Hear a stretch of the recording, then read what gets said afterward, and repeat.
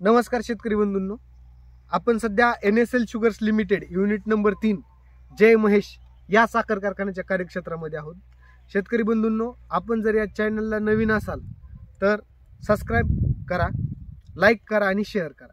शेतकरी मित्रांनो, हा व्हिडिओ आपण शेवटपर्यंत बघा. आज या व्हिडिओमध्ये मी तुम्हाला सांगणार आहे की ऊस पिकामध्ये आंतरपीक कशा प्रकारे घ्यावं, आंतरपिकाचे फायदे काय आणि कुठलं आंतरपीक हे ऊस पिकामध्ये घेऊ नये. शेतकरी मित्रांनो, हा जो प्लॉट दिसतो हा प्लॉट आहे 10 एकरचा. वडगाव सुकरे या गावामध्ये आम्ही आहोत. तर हे आमचे शेतकरी आहेत. या ठिकाणी त्यांनी ऊस पिकामध्ये आंतरपीक म्हणून कांद्याची लागवड केलेली आहे. कांदा हा बेवड पीक म्हणून सुद्धा चांगल्या पद्धतीने ओळखला जातो. ऊसात चांगली जर बेवड करायची असेल तर कांद्याची करावी, ही सुद्धा आहे. ऊसामध्ये आणखी तुम्ही कुठल्या कुठल्या प्रकारचे आंतरपीक घेऊ शकता. ऊसामध्ये तुम्ही हरभरे घेऊ शकता, ऊसामध्ये तुम्ही राजमा घेऊ शकता, ऊसामध्ये तुम्ही कांदा घेऊ शकता.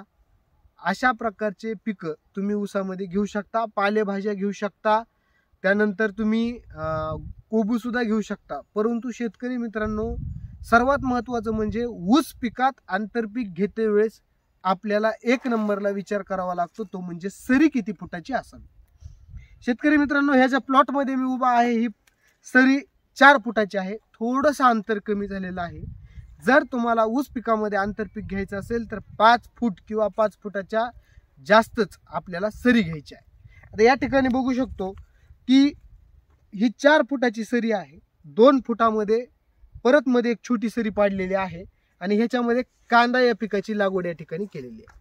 आता तुम्ही बघा, या ठिकाणी कांदा हे आंतरपीक म्हणून केलेलं आहे. ही नोव्हेंबर महिन्याची लागवड आहे. आता ज्याने तुम्ही बघू शकता की अतिउत्तम म्हणजे शेतकऱ्यांना या ठिकाणी ड्रीप केलेला आहे. ड्रीप ऊसाला केलेला आहे आणि या ठिकाणी 2 फुटाची सरी पाडून मध्ये कांदा हे आंतरपीक केलेलं आहे. शेतकरी मित्रांनो, या ठिकाणी तुम्ही आणखी एक पर्याय करू शकता.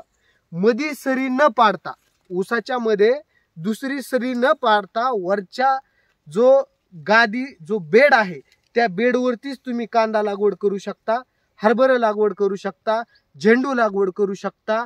त्याच पद्धतीने तुम्ही फुलगोबी लागवड करू शकता, त्यानंतर तुम्ही पत्तागोबी लागवड करू शकता. परंतु शेतकरी मित्रांनो, या ठिकाणी एक सगळ्यात महत्त्वाचा फायदा बघा की ऊस पिकाला कुठल्याही प्रकारची दाटण न होता व्यवस्थित सुटसुटीत पद्धतीने आंतरपीक केलेलं आहे. ऊस पिकामध्ये कांदा हा उत्तम बेवड मानला जातो. तर या ठिकाणी आपण कांदा हे आंतरपीक केलेलं आहे. परंतु शेतकरी मित्रांनो, आंतरपिकाचा फायदा काय? एक आपल्याकडे बऱ्याच शेतकऱ्यांकडे कमी जमिनी असतात. मग या जमिनीमध्ये जर आपल्याला ऊस उत्पादनात येणारा जो खर्च आहे तो जर कुठंतरी कमी करायचा असेल तर आपल्याला पर्यायी म्हणून ऊसात हे आंतरपीक घ्यायलाच हवं.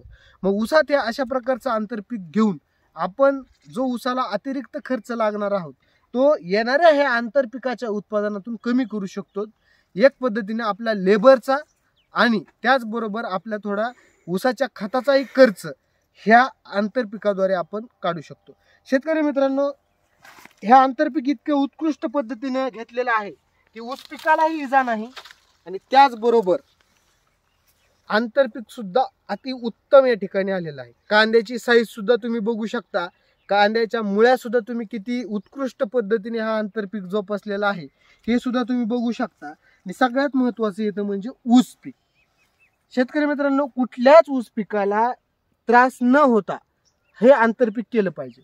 आता बहुधा बरेच शेतकरी काय करतात, ऊसामध्ये गहू हा आंतरपीक म्हणून घेतात. तर ऊसामध्ये गहू हे आंतरपीक कधीही घेऊ नये, कारण गहू आणि ऊस हे दोघं कॉम्पिटिटर क्रॉप आहेत. जर ते आपण घेतला तर 100% ऊसाला फटका बसतो. परंतु इथं गहू फुटव्यांची संख्या सुद्धा खूप चांगल्या पद्धतीने आहे. आता हे एक बेट आहे. 1 2 3 4 5 6 7 8 9 फुटवे या ठिकाणी आलेली. म्हणजे आंतरपीक घेताना या शेतकरी बंधूंनी सगळी काळजी त्या ठिकाणी घेतलेली आहे. ड्रीपद्वारेच खत हे ऊसाला सोडलेले आहेत. परंतु त्यांनी जे आंतरपिकाला हे दांडवळ पद्धतीने पाणी द्यायला चालू केलेले मध्ये एखाद्या वेळेस जर ऊसालाही खूप त्रास झाला किंवा पाण्याचा ट्रेस झाला तर ते सुद्धा हे मधलं आंतरपीक भागू शकतं. नक्कीच शेतकरी बंधूंनो, आपल्याही उत्पादनात वाढ या ठिकाणी होऊ शकते। त्याचबरोबर आंतरपिकामुळे आपला जो खर्च आहे तो खर्च कुठेतरी वाचतो, आपल्याला एक ॲडिशनल उत्पन्न त्या ठिकाणी मिळतं। अशा प्रकारे तुम्हाला काय करायचं आहे, ऊसामध्ये आंतरपीक आपण घेऊ शकता शेतकरी बांधवांनो। परंतु एक विनंती आहे की आंतरपीक घेतेवेळेस सरी ही 5 फुटाच्या पुढची असावी, 6 फूट 7 फूट 8 फूट ही सरी आंतरपिकाला खूप योग्य आहे। त्याचबरोबर कमीत कमी तुम्ही 5 फुटावर आंतरपीक घेऊ शकता, परंतु 5 फुटाच्या खाली तुम्ही आंतरपिकासाठी येऊ नये। कारण की जर तुम्ही 5 फुटाच्या खाली आंतरपिकाला आलात तर त्या ठिकाणी दोन्ही क्रॉपमध्ये वाढण्यासाठी कॉम्पिटिशन मिळतं व कॉम्पिटिशन दोघात लागतं आणि बऱ्याच ठिकाणी एखादं पीक मार खाण्याची सुद्धा शक्यता असते। म्हणून सर्वात महत्त्वाचं म्हणजे आंतरपीक घेताना शेतकरी बंधूंनो, आपल्याला ही सरी किती फुटाची पाडायला पाहिजे, तर ही 5 फुटाच्या पुढचीच पाडायला पाहिजे। शेतकरी बंधूंनो, ऊसात कुठल्या कुठल्या प्रकारचे आंतरपीक घ्यायला पाहिजेत किंवा आणखी तुम्हाला आंतरपिकाबद्दल काही माहिती हवी असेल, काय अडचण असेल तर जो स्क्रीनवर नंबर दिसतो त्या नंबरवरती आपण संपर्क करावा। हा व्हिडिओ अधिकाधिक शेतकरी बांधवांकडे पोहोचवा ही विनंती। धन्यवाद।